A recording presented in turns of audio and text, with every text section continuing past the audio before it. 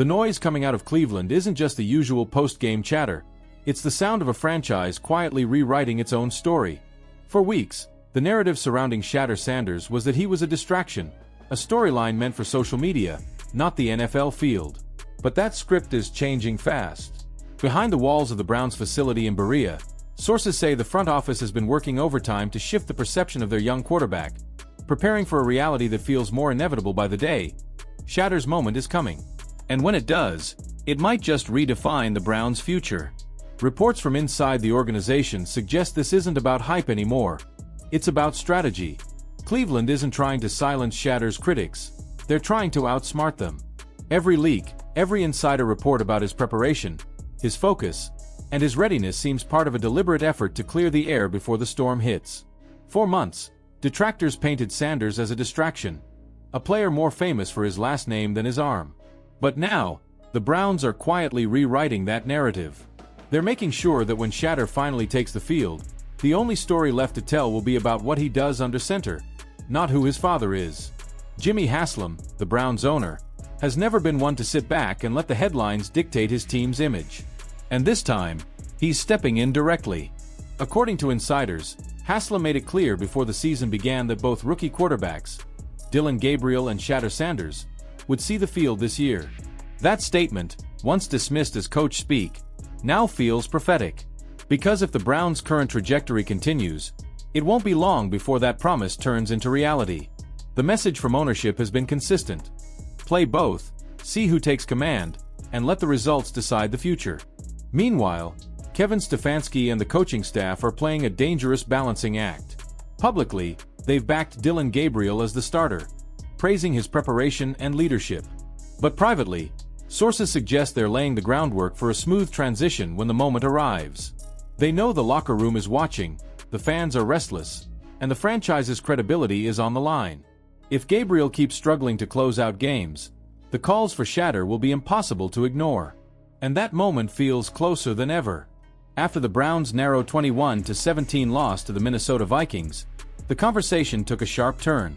Veteran Cleveland reporter Mary Kay Cabot, never one to shy away from controversy, posted a tweet that rippled through the fanbase like a warning shot. She pointed out that despite throwing 2 touchdowns, Gabriel failed to deliver when it mattered most. The Browns had the ball, the opportunity, and the moment to win, but Gabriel couldn't finish. The subtext was clear. This isn't just about statistics. It's about poise, and right now, Cleveland's rookie starter doesn't have it. Cabot's critique didn't stop there. She subtly reminded fans of Gabriel's earlier comments, a jab disguised as leadership, where he said he wasn't focused on outside noise, only the team. That comment, made before his first NFL start, was widely interpreted as a shot at Shedeur Sanders and the media circus around him. But after the Vikings game, those words sounded hollow. Gabriel's leadership had been tested, and in the clutch, he came up short. The same confidence that once seemed admirable now felt misplaced. What's fascinating is how quickly the tide is turning. For the first time, national analysts are beginning to echo what Cleveland fans have been whispering for weeks. Rex Ryan, who previously criticized Shedeur for being unprepared and overhyped, is suddenly changing his tune. On live television, he questioned why the Browns kept Joe Flacco as the backup when Sanders could have been in that role. "Flacco's done," Ryan said. "Why not bring up Shedeur? Let the young guys play. You've got 2 rookies. Let's see what they've got."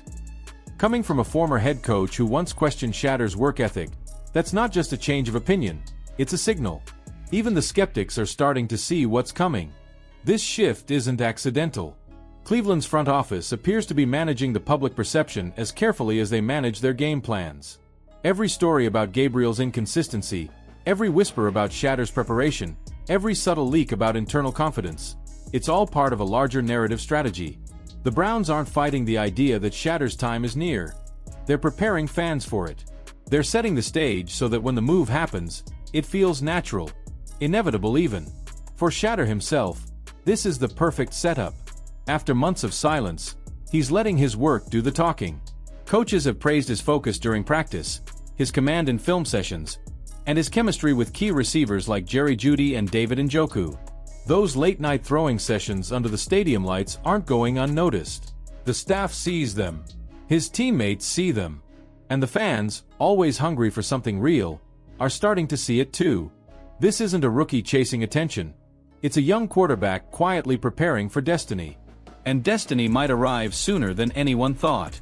Cleveland's offense has shown flashes but no consistency. Gabriel's early promise has been overshadowed by turnovers and missed reads.